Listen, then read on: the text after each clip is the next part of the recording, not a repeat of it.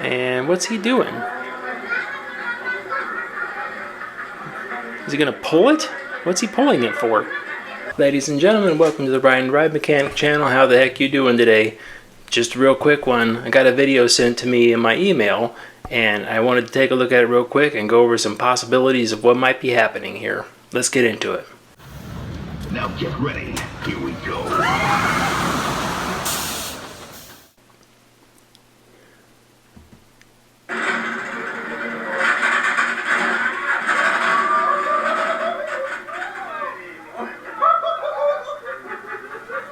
Ooh. Oh, that's bad. Oh man, that's not great. Let's take a look at that again. Ooh. Oh, the carnage is so bad. I want to see it again though.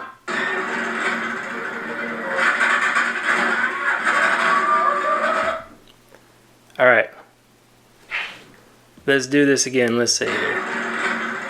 And you see what it did right before it disconnected?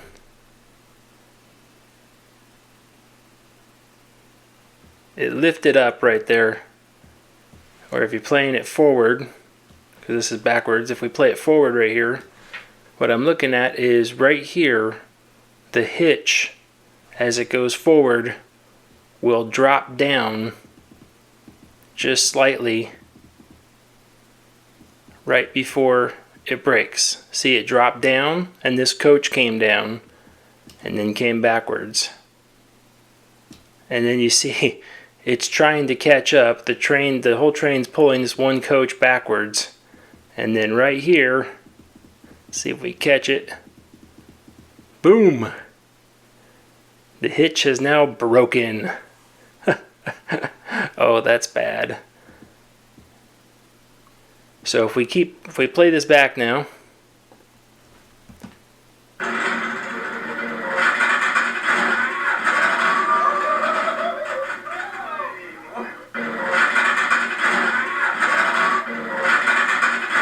You hear that noise? That loud. It's not there in the beginning.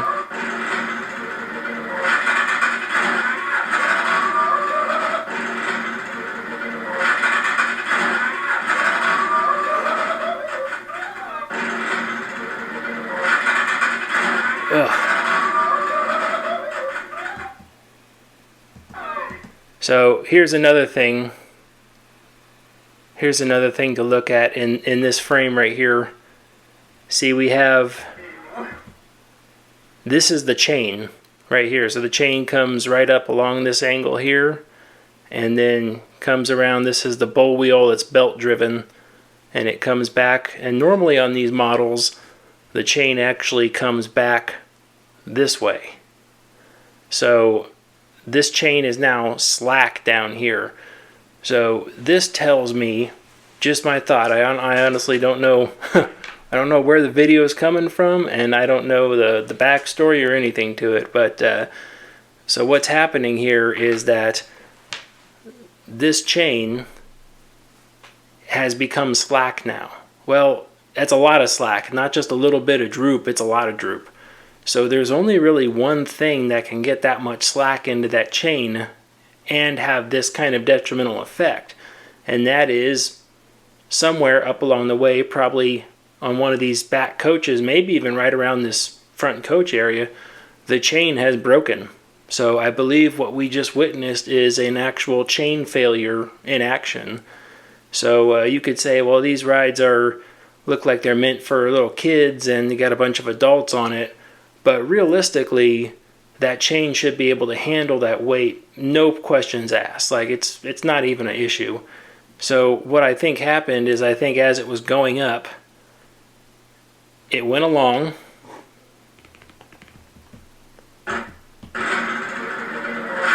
right there it slowed. Did you see that? Slows, and then you get that loud clack, clack, clack, clack, clack. And what that is, and that clack, clack, clack, that is the bull wheel is turning the chain up and over the top. And then when that chain broke, that bull wheel suddenly lost all of its tension on the chain. And the reason why chains have tensioners is to keep them wrapped around that bull wheel. So with no tension on the chain, the bull wheel was just trying to pull the chain forward, and it was just skipping. It goes, and I'm imagining one of two things happened here. The reason why the coach stopped so suddenly is because it started to roll back with the rest of the train, since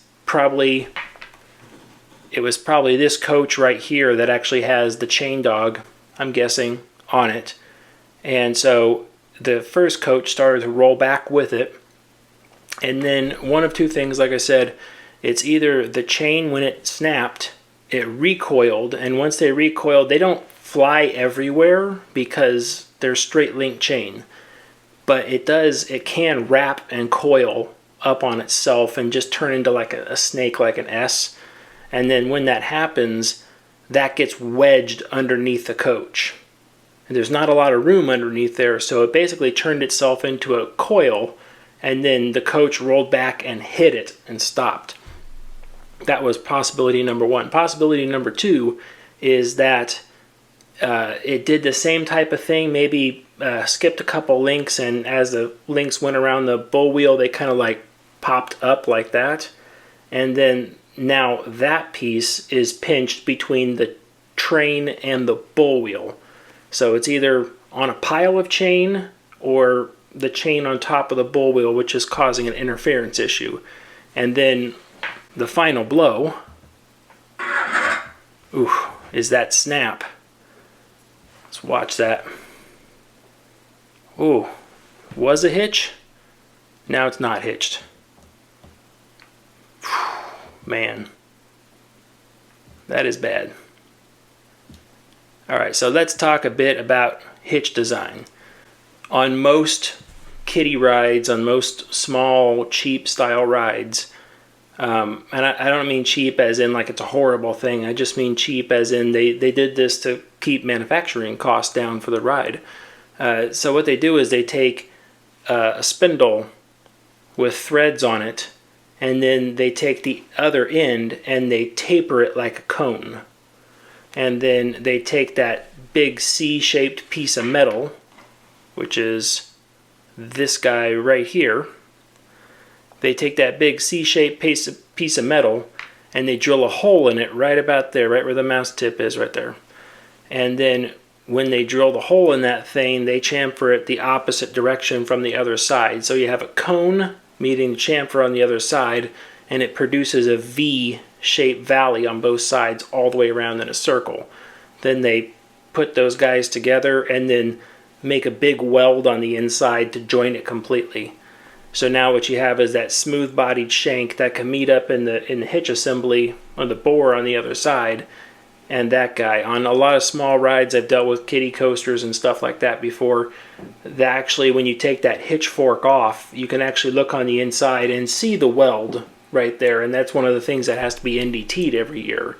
So in this case, that looked to be about 1.5 feet, somewhere right around there. That momentum that whole assembly gathered before it suddenly stopped was too much for that. It couldn't handle it. So the train, probably with the chain dog and the other adults in this case, rolled back with the broken chain, which was probably piling up in the back end of the thing. And then the front coach was piled up on the other end of the chain that had snapped and coiled up underneath the coach, and it broke apart. Really odd failure. You rarely ever see chain failures, but if you ever do fail a chain somewhere, they are really nasty. Most of the time you can't just undo the chain because there's so much pressure. It bends the steel, it bends everything else around it. You end up having to completely get the torch out and cut the whole thing apart into small pieces, because those chains, even the small dinky little ones like that, they're really tough to get out of places in situations like that. So let's see what else happens here. Look at that chain just slack underneath there. That chain's completely broken. Okay, so they let themselves off the ride.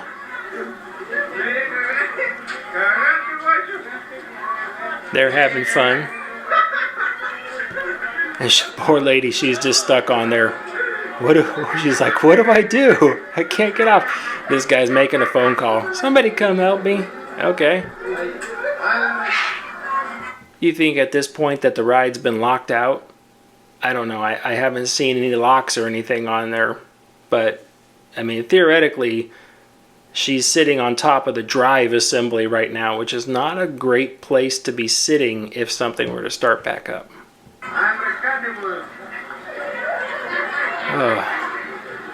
So he's going to get her off with the ladder.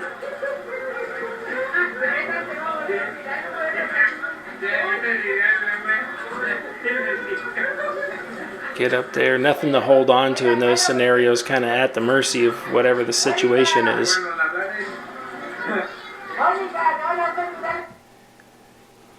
You can see down on there, if I pause it here, you can see that hitch assembly just dangling there. Oof. Just dangling. Oh, that's so bad.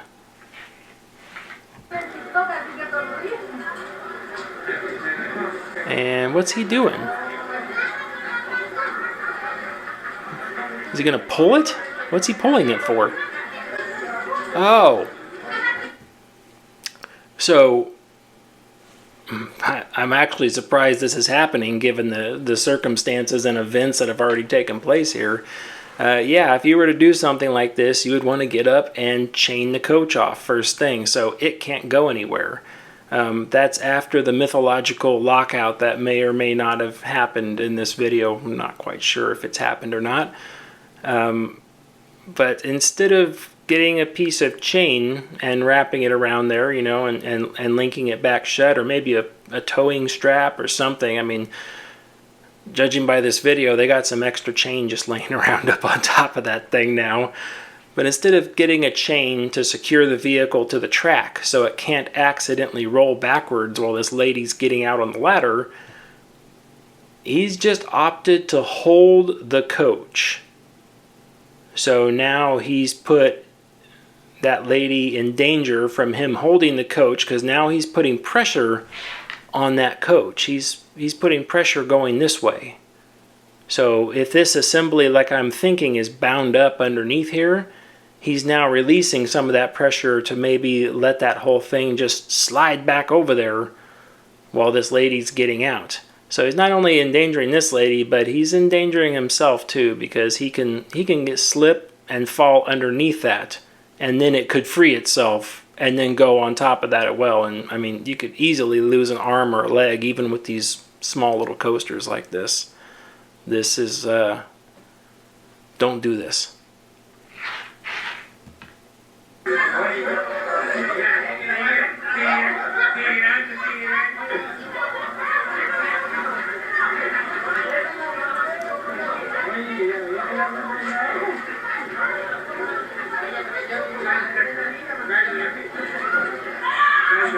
Yay! Everyone's happy.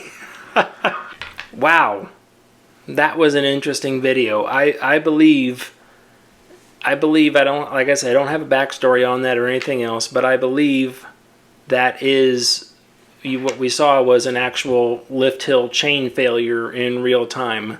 I don't think the weighting of the vehicles had anything to do with it. Again, if anything, it was probably extreme wear on that chain. Like, that chain probably should have been replaced, 10 years before this thing, because that would have been a lot. I mean, I've worn down a lot of little steel roller coaster chains, and they never get close to coming to anything like this. I'm not quite sure what ride this is, but I looked around on the internet a little bit, and I came back with basically it looks like, it's hard to tell. There's a company that makes a ride just like it called, I'm not sure if I'm going to get this name right, Molina and Sons, and the trade name for that would be a Molly coaster. There's also a company, Miller Coaster Company, that does the same exact thing. And that's the thing, like I've said in other videos before, these small little kids traveling rides, they are cloned a lot. And you can't really tell what they are.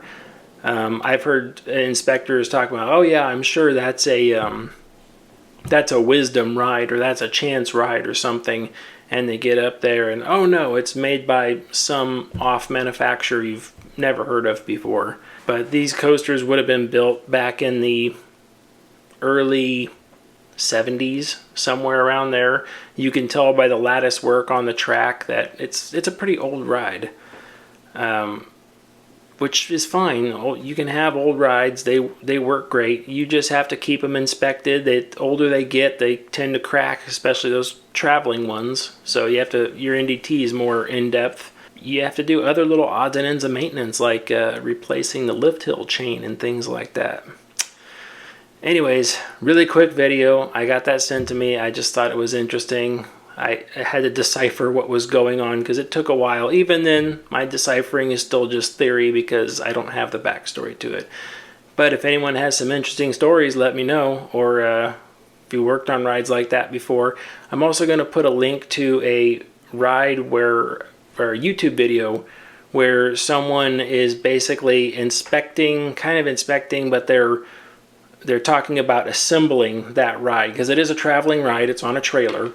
So it was someone who's worked with those rides and they're talking about assembly, and they walk around the ride talking about it. So it's kind of interesting to see. I'll put a link for that in the description. But I'm Ryan the Ride Mechanic. As always, stay off the air gates, even if they're traveling. Bye.